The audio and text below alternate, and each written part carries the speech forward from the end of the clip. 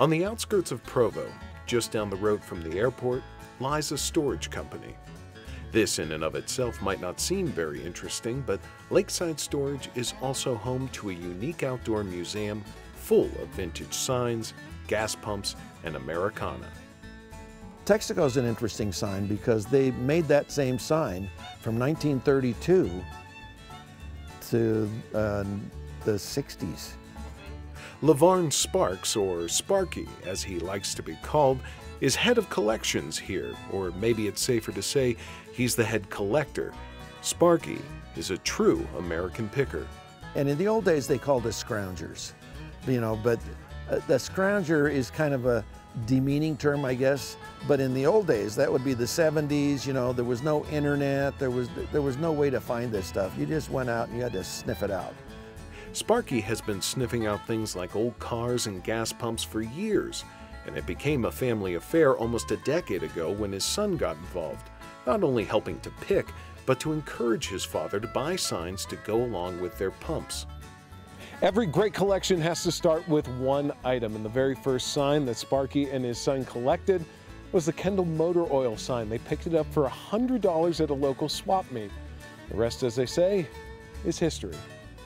And since the purchase of that one sign, the museum has grown by hundreds of signs, gas pumps, and other oddities. Sparky has logged thousands of miles traveling around the United States and Canada to find these rare and interesting items. And why does he do it?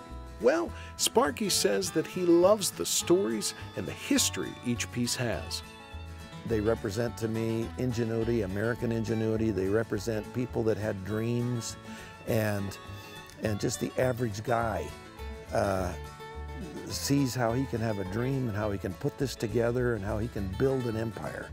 And so you look around here and you see all these different companies you never heard of before. And they were all by some guy in his 20s or 30s that had a dream and went up and rounded up a few $100s, not a whole lot of money, and sometimes a few $1,000s, and then built his dream into these mega $1-million empires. And to me, it's an inspiration, and I really like that. I think we need more of that. Sparky says he can't pick one favorite item from his collection, but he does have a few that he's partial to. I have lots of favorites. They're not all my favorites, but I do have a few that I really like. One of them is the Frontenac Red Indian. It's a Canadian company that Texaco bought out, but I love the graphics on it. I have a sign that is the first model of Frontier, and there are only 7 known to exist of this particular model, and that sign was worth 2 years ago, the last one that I heard, sold for $35,000, and I have one of them.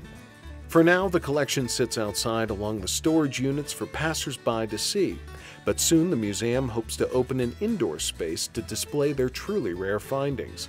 And Sparky, now in his 80s, has no plans to stop picking. He hopes that these old items he finds will help inspire future generations.